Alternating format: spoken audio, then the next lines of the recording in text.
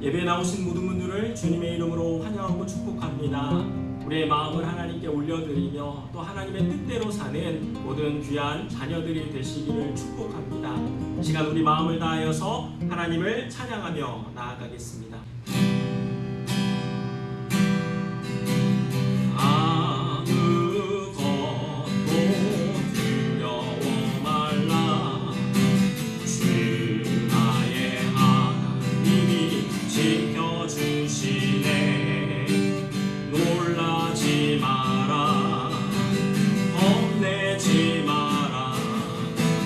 주님 나를 지켜주시네. 아무것도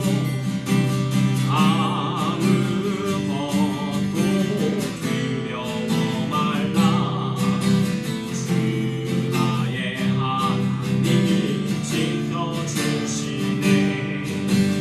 놀라지 마라. 겁내지 마라. 주님 나를 지켜주시네. 아멘.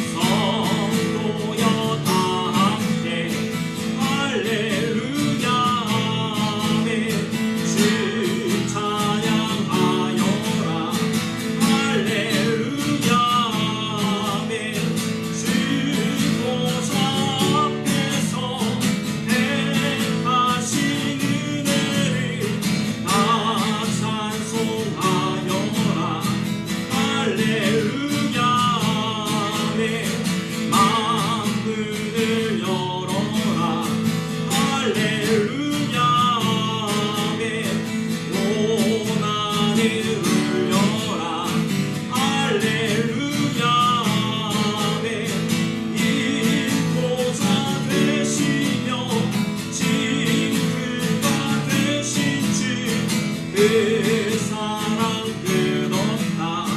할렐루야 주 찬양하여라. 할렐루야 아멘. 찬양은 끝없다. 할렐루야 아멘. 거룩한 집에서 주인 종길이며 내 찬송 부르자. 할렐루야 아멘. 거룩한 집에서 주인 종길이며 내 찬송 부르자. 할렐루야 아멘.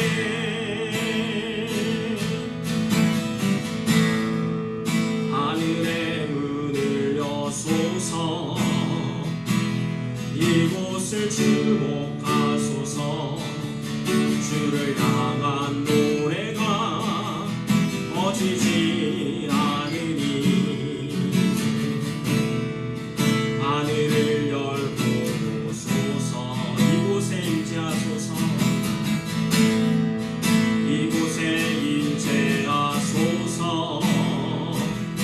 주님을 기다립니다. 기도의 향기가 하늘에 닿으니.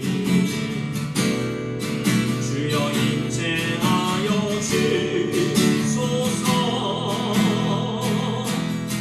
이곳에 오셔서 이곳에 앉으소서.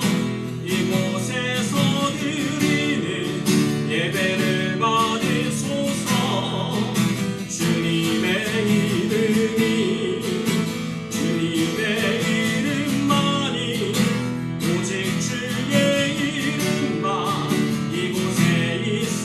이곳에 오셔서 이곳에 오셔서 이곳에 앉으소서. 이곳에서 드리는 예배를 받으소서. 주님의 이름만이 오직 주의 이름만 이곳에 있습니다. 다 함께 사도신경 하심으로 우리 하나님 앞에 신앙 고백 드리겠습니다. 전능하사 천지를 만드신 하나님 아버지를 내가 믿사오며 그 외아들 우리 주 예수 그리스도를 믿사오니 이는 성령으로 잉태하사 동정녀 마리아에게 나시고 본디오 빌라도에게 고난을 받으사 십자가에 못 박혀 죽으시고 장사한 지 사흘 만에 죽은 자 가운데서 다시 살아나시며 하늘에 오르사 전능하신 하나님 우편에 앉아 계시다가 저리로서 산자와 죽은 자를 심판하러 오시리라. 성령을 믿사오며 거룩한 교회와 성도가 서로 교통하는 것과 죄를 사하여 주시는 것과 몸이 다시 사는 것과 영원히 사는 것을 믿사옵나이다. 아멘. 하나님 아버지, 우리의 마음을 열어 주님께 예배드리게 하심에 감사합니다. 늘 주님을 생각하며 살게 하여 주시고 하나님의 선하신 뜻을 우리에게 알려주시옵소서. 허탄한 것에 마음 빼앗기지 않게 하시고 가장 가치 있고 보람 있는 일을 찾아서 우리의 하나뿐인 인생을 드리게 하옵소서. 힘든 시기 속에서도 믿음을 잃지 않게 하여 주시고 우리의 믿음의 고백대로 하나님께서 도와주시옵소서. 감사하오며 사랑의 예수님의 이름으로 기도드렸습니다. 아멘. 이 시간 우리 함께 보실 말씀은 사무엘상 19장 1절에서 2절까지 말씀입니다. 사무엘상 19장 1절에서 2절까지 말씀을 우리가 한 목소리로 읽도록 하겠습니다. 다 함께 읽겠습니다. 사울이 그의 아들 요나단과 그의 모든 신하에게 다윗을 죽이라 말하였더니 사울의 아들 요나단이 다윗을 심히 좋아하므로 그가 다윗에게 말하여 이르되 내 아버지 사울이 너를 죽이기를 꾀하시느니라. 그러므로 이제 청하노니 아침에 조심하여 은밀한 곳에 숨으라. 아멘. 한 주 동안도 평안하셨나요? 코로나와 태풍을 경험하면서 사람이라는 존재가 얼마나 약한 존재인지를 생각해 봅니다. 마찬가지로 우리를 창조하신 하나님께 참 연약한 존재임을 고백합니다. 오늘도 주님의 은혜를 구하시는 복된 하루가 되시기를 소망합니다. 오늘은 사람을 죽이는 말이라는 제목으로 말씀을 전하겠습니다. 전쟁을 마치고 돌아온 사울과 다윗을 위해서 여인들이 노래를 지어 불렀는데, 사울이 죽인 자는 천천히요, 다윗의 죽인 자는 만만히로다 라는 노래였죠. 조금만 생각하고 불렀다면 사울과 다윗 그리고 백성들 모두가 행복할 수 있는 기회였는데, 말 한마디 실수함으로써 그 기회는 날아가 버립니다. 결국 한 사람의 불행뿐만 아니라 전 국민의 불행까지 가져오는 노래가 되고 맙니다. 그런데 문제는 이런 일이 지금도 일어나고 있다라는 것이죠. 부모와 자녀 간에 상처를 주는 말, 교사와 학생 간에 욕설과 비판하는 말, 그리고 정부와 국민 간에 책임지려고 하지 않는 말들이 오가고 있다라는 것입니다. 이런 말들이 쌓이고 쌓이다 보면은 결국은 모두가 불행해질 수밖에 없습니다. 그럼 이런 문제들 속에서 그리스도인들은 과연 어떤 자세를 가져야 할까요? 야고보서 3장 8절에서 10절까지 말씀을 보면요, 혀는 능히 길들일 사람이 없나니 쉬지 아니하는 악이요 죽이는 독이 가득한 것이라. 이것으로 우리가 주 아버지를 찬송하고 또 이것으로 하나님의 형상대로 지음을 받은 사람을 저주하나니 한 입에서 저주와 찬송과 저주가 나오는도다. 내 형제들아, 이것이 마땅하지 아니하니라. 아멘. 아무리 하나님을 찬양하고 예배하는 그리스도인이라고 할지라도 그 입에서 저주의 말이 나올 수 있다라는 것입니다. 그래서 성경에서는 불의 혀를 태운다라는 말씀이요 여러 번 나옵니다. 무슨 말이냐면, 세례를 받았고 경건한 사람이라고 할지라도 늘 말에 조심할 줄 알아야 한다는 것입니다. 혀와 입술을 사용해서 내 마음대로 말할 수도 있지만, 그리스도인이라면은 이제는 입술이 불에 탄 것 같이 내 말이 아닌 하나님의 말만 전해야 합니다. 그런데 그렇게 되려면은 하나님이 어떠한 분이신지 잘 아셔야 하는 거예요. 오늘도 말씀을 들으면서 하나님을 아는 지식이 자라고 내 생각이 아니라 하나님의 생각을 말하셔서 가정도 공동체도 나라도 살리시는 분들이 되시기를 주님의 이름으로 축원합니다. 여인들의 노래로 인해서 마음이 뒤틀린 사울은 결국 다윗을 죽이기로 결심합니다. 그리고 모든 신하와 요나단에게 다윗을 죽이라고 명령하죠. 그러나 다윗을 향한 요나단의 우정은요, 자기 생명까지도 내어줄 수 있는 정말 사랑인 거예요. 그래서 아버지를 찾아가서는 4절 말씀에 요나단이 그의 아버지 사울에게 다윗을 칭찬하여 이르되, 원하건대 왕은 신하 다윗에게 범죄하지 마옵소서. 그는 왕께 득죄하지 아니하였고 그가 왕께 행한 일은 심히 선함이니이다. 아버지로서 사울에게는 다윗이라는 친구의 장점을 이야기하는 것이고요, 왕으로서의 사울에게는 신하로서의 충원을 하는 것이죠. 사울이 그 말을 듣고는요, 6절 말씀에 사울이 요나단의 말을 듣고 맹세하되 여호와께서 살아계심을 두고 맹세하거니와 그가 죽임을 당하지 아니하리라. 다윗을 죽이지 않기로 맹세를 하게 되는데, 그런데 우리가 나중에 보면 다 알죠. 그 맹세가 헛맹세인 거예요. 그래도 당장은 잘 넘어간 것처럼 보입니다. 8절 말씀에 전쟁이 다시 있으므로 다윗이 나가서 블레셋 사람들과 싸워 그들을 크게 쳐 죽이매 그들이 그 앞에서 도망하니라. 말씀에는 나와 있지 않지만 우리가 좀 추측할 수 있는 것은요, 다윗이 블레셋과의 전쟁에서 승리하고 돌아왔을 때 여인들이 또 무슨 노래 불렀을까요? 보나마나 똑같겠죠. 사울은 천천히요, 다윗은 만만히로다. 아주 유행어처럼 여인들과 심지어는 아이들에게까지 소문이 났을 것입니다. 그러면 또 위험이 찾아올 수밖에 없는 거예요. 9절 말씀에 사울이 손에 단창을 가지고 그의 집에 앉았을 때에 여호와께서 부리시는 악령이 사울에게 접하였으므로 다윗의 손으로 수금을 탈 때 사울이 단창으로 다윗을 박으려 하였으나 그는 사울의 앞을 피하고 사울의 창은 벽에 받친지라. 다윗이 그 밤에 도피하매. 2번씩이나 이런 일을 겪고 나서 다윗은 사울이 자기를 죽이려는 것임을 알게 됩니다. 그래서 밤을 틈타서 도망가죠. 15절 말씀에 사울이 또 전령들을 보내어 다윗을 보라 하여 이르되 그를 침상째 내게로 들고 오라. 내가 그를 죽이리라. 다윗이 사울을 피해서 사무엘이 있는 라마나요스로 도망갔는데, 이번에는 사울이 군사를 보내서 다윗을 잡아오라고 명령합니다. 왕이 죽이겠다고 하는데 안 죽고 살아남을 수 있는 사람이 또 누가 있을까요? 그런데 성경에서는요, 사명이 있는 사람은 그 일을 마치기까지 누구도 그 생명을 취할 수 없다라는 것입니다. 열왕기 상서를 보면 엘리야가 바알 선지자들과 불내리기 시합을 했습니다. 그리고 여호와 하나님이 참 하나님이심을 증명하고요, 바알 선지자 250명, 아세라 선지자 600명, 총 850명을요 백성들과 함께 다 죽입니다. 그런데 이 소식을 들은 이세벨 여왕이 엘리야를 죽이겠다고 난리가 난 거예요. 여왕이기는 하지만 실질적으로는 이세벨이 왕이나 마찬가지였습니다.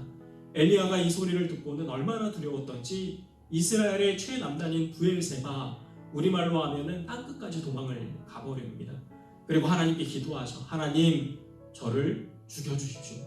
이세벨이 저를 죽이려고 하는데 하나님을 믿는 사람이 저밖에 남아있지 않습니다. 자기의 생명을 거둬달라고 얘기해요.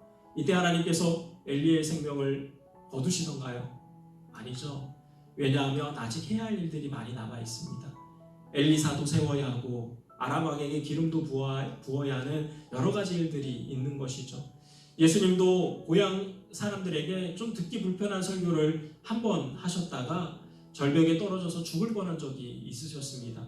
그때 예수님께서 만약에 죽으셨다면요, 십자가 사명은 감당하실 수 없는 것이죠. 그래서 사명, 생명을 바쳐서 이뤄야 할 일이 있는 사람은 그 일을 마치기까지 하나님께서 생명을요 거두지 않으십니다. 제가 중학생일 때 아버지께서 대장암 말기 판정을 받으셨습니다. 원자력병원과 한라병원, 제대병원에 갔더니 길어야 한 달이라는 거예요. 그런데 사명이 있는 사람은 그렇게 쉽게 돌아가시지 않습니다. 장전리에 교회도 세워야 하고요, 합동 노숙인 밥화 사역도 하셔야 하고요, 그리고 중요한 것은 자녀를 하나님의 사람으로 만들어야 하는 것이죠. 만약에 그때 아버지께서 돌아가셨다면은 김하정 목사라는 사람은요 여기 없었을 것입니다. 그리고 그동안 하나님께서 부어주셨던 은혜를 잘 기록하여서 사람들에게 남기는 사명이 남아있다고 저는 생각합니다. 사랑하는 창성교회 성도님들은 어떤 사명이 있으신가요? 내게 주신 하나뿐인 생명, 무엇을 위해서 살고 계신가요? 사도 바울은 예수님을 만났을 때 두 가지의 중요한 질문을 합니다.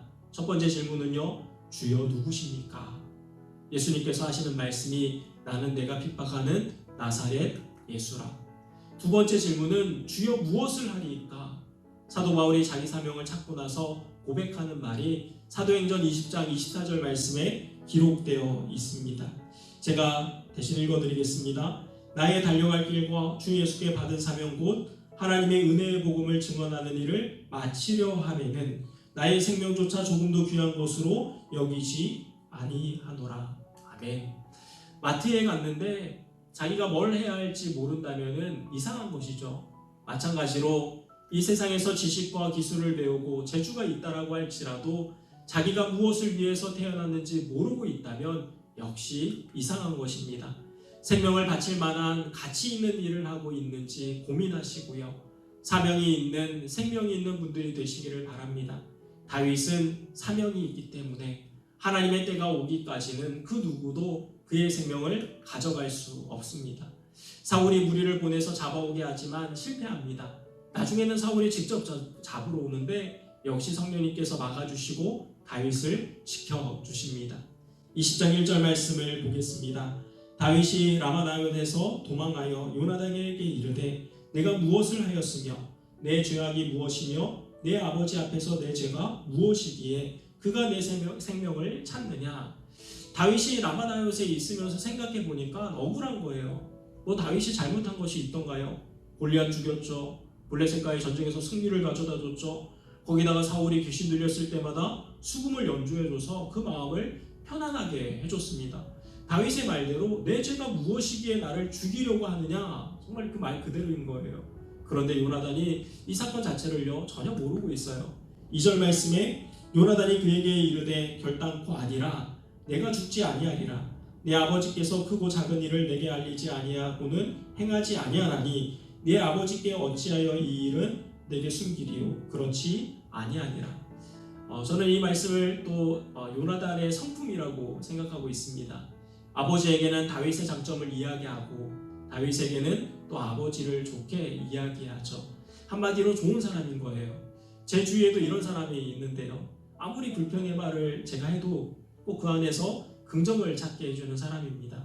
지금까지 부정적인 이야기하는 것을 제가 한 번도 못 봤습니다.